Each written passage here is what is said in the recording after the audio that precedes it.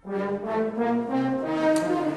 a mi, abril de 2021 era el fi del projecte, el treure al carrer el que ara tenim en el paper dissenyat i poder fer de veres les il·lusions de tota la família alcodiana. Entre tots fem força i intentem estar més units que mai per quan això se'n vagi tornar a disfrutar de tota la fila, de tota la música i de retomar els càrrecs que estan pendents.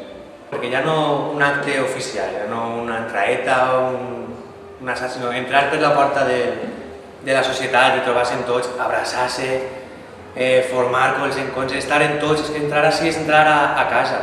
La joguera que tenim així, és que és una família i és estar en casa. Teníem molt avançat el tema dels càrrecs. A seguida que puguem reprendre les activitats perquè ja ho tenim tot molt embastat des de veres. I crec que tots els de la fila alcodians estem molt il·lusionats en poder rebre aquest primer dia d'any d'Alferes i a partir d'ahir serà així una eclosió de tot. I què li diries als festers alcodians i de totes les filades al públic ara que està a punt d'arribar este 23 d'abril?